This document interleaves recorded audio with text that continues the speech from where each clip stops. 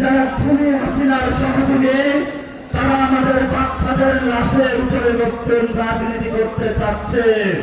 আমাদের বিমান বাহিনী থেকে শুরু করে নৌবাহিনী, সেনাবাহিনীর যে আমাদের টেকনোলজিগুলো রয়েছে, এগুলো যদি আমরা উন্নয়ন করতে না পারি, তাহলে ভবিষ্যৎ বাংলাদেশে একটি ধ্বংসস্তূপে পরিণত হবে।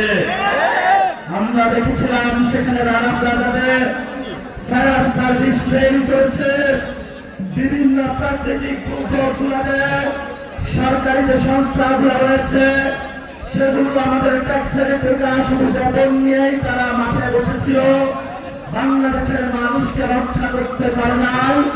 এখনো আমরা দেখেছি আমাদের সন্তানগুলো যখন হসপিটালে কাটাচ্ছে, তখন আমরা দেখতে পাচ্ছি ঢাকা শহর থেকে বাংলাদেশের কিছু মানুষ যারা খুনি হাসিনার সহযোগী, তারা আমাদের বাচ্চাদের লাশের উপরে নতুন রাজনীতি করতে চাচ্ছে। আমরা বারবার রাজপথে নেমেছি, ভবিষ্যৎ চাঁদপুর থেকে শুরু করে বাংলাদেশে আর কোন আওয়ামী লীগের সুযোগ আমরা দিব না।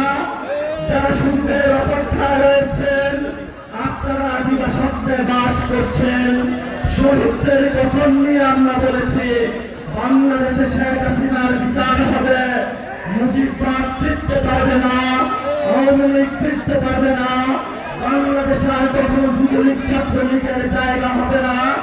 আজকে এই রোদের মধ্যে যারা যুবশক্তি আহ্বায়ক থেকে কেন্দ্রীয় কমিটির সদস্যবৃন্দ, শ্রমিক উইং, চাঁদপুরের এনসিপি এবং আমাদের মা বোন তরুণ যুবা যারা উপস্থিত হয়েছেন, সবাইকে আমরা ধন্যবাদ জানাচ্ছি।